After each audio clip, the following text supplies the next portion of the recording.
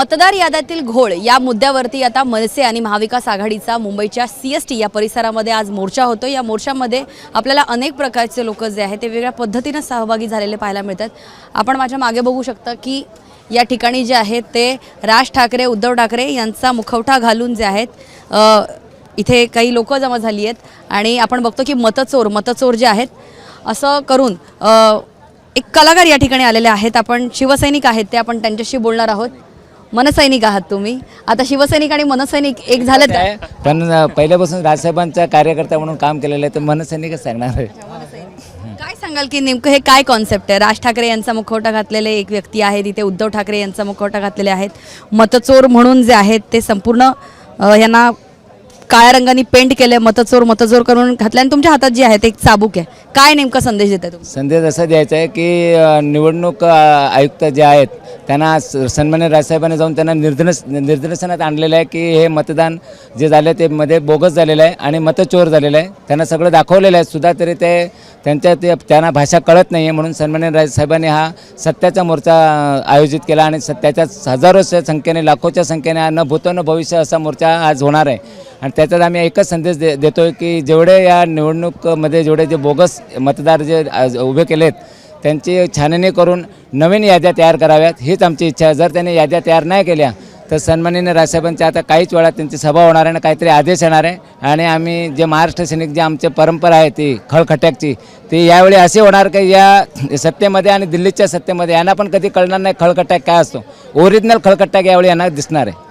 तुम्ही यांना जे उभं केलं आहे यावरती लिहिलं आहे मतचोर जे आहे असं लिहिलं आहे, नेमकं हे कोणाला दर्शवतात? म्हणजे हे निवडणूक आयोग आहेत की कोण आहेत? हे याच्यात निवडणूक आयोग पण आहे आणि सत्ताधारी सरकारमधले ती लोक पण आहेत।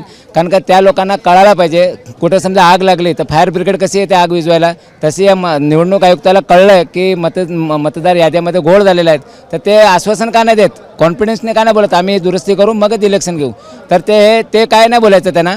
आणि आम्हाला परवानग्या पण नाही द्यायच्या, काय नाही करायचा, म्हणजे परवानगी नाही आहे हां अजून काय माहीत परवानगी दिली नाही दिली अजून माहिती नाही।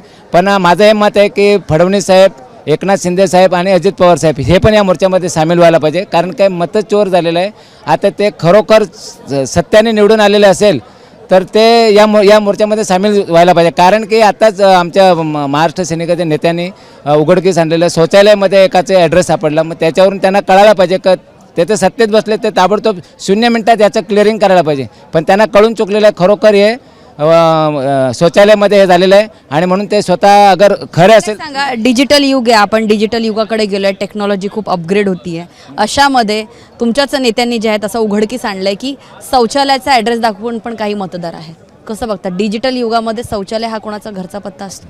स्वतः मोदी साहेबांनी पण पहिलं सांगितलेलं होतं, त्यांना स्वतः निवडणुकीमध्ये त्यांची जेव्हा सत्ता नव्हती तेव्हा ते स्वतः बोललेले आहेत की बॅलेट पेपर वापरायला पाहिजे, हे EVM नाही वापरायला पाहिजे। प्रत्येक त्यांनी त्यावेळी त्यांचे जुने अगर रेकॉर्ड काढले यूट्यूबवरून त्यांचे भाषणं तर त्याच्यात सगळं क्लिअर। आता ते का नाही बोलत? कारण का त्यांना आता माहिती आहे की त्यांनी स्वतः हे अभ्यासपूर्वक करून त्यांच्याकडे सगळ्या गोष्टीच्या आहेत, ED आहे, CBI आहे, त्याच्यानंतर त्यांच्याकडे सगळं त्याच्या दबाव तंत्र आणून आणि अख्ख्या महाराष्ट्रातल्या काय पूर्ण भारताला माहिती पडून गेलेलं आहे। आणि हे काय जास्त काळ टिकणार नाही, कारण दोन्ही ठाकरे बंधू एकत्र आलेत आणि हे आहे ना वटणीवर आता घाम फुटलेला आहे, एवढा घाम फुटला की त्यांना स्वतःला कळत नाही काय होणार। आणि हा कधी दिल्लीला पण बॉम्ब फुटणार आहे आणि महाराष्ट्र पण बॉम्ब फुटणार आहे, सरकार विस्कळीत होणार आहे। विस्कळीत होणार। आपण बघतोय, परत एकदा बघूया की कशा प्रकारे जे आहेत तो या ठिकाणी संदेश देण्याचा प्रयत्न केलेला आहे। दोन्ही ठाकरे बंधू यांची दिलजमाई पाहायला मिळते, तर जमिनीवर आपण बघतोय तर कार्यकर्त्यांची सुद्धा जी आहे ती दिलजमाई झाली आहे। दादा, काय सांगाल की मतदान चोरी जी आहे ती सत्ताधारी म्हणतात की विरोधक हारलेत म्हणून आरोप करतात? कसं असतं, एक मन आहे, चोराच्या मनात चांदणं। आम्ही प्रश्न विचारतो निवडणूक आयोगाला आणि उत्तर देतंय भाजप। एक कल्पना करा, एक महत्त्वाची संस्था आहे भारतीय निवडणूक आयोग, जेव्हा विरोधक या मतचोरींच्या संदर्भात निवडणूक आयोगाला धारेवर धरतात तेव्हा भाजपचे प्रवक्ते आमच्याकडं आग ओकलू पाहत आहेत। हे साफ चुकीचं आहे। मताची चोरी झालेली आहे आणि ते उघड पण झालेली आहे। पण आज विरोधक जेव्हा आज या मतचोरीसाठी एकवटले आहेत, मी तुम्हाला ठाम निश्चितपणे सांगतो निवडणूक आयोगाला ठाकरेंसमोर झुकावंच लागेल। हे खरंच आहे, हे माझे शब्द चुकीचे जरी असले तरी हा जनतेचा आवाज आहे, कारण मतचोरी ही जनतेची झालेली, पण जनतेचा आवाज म्हणून हे ठाकरे आज मैदानात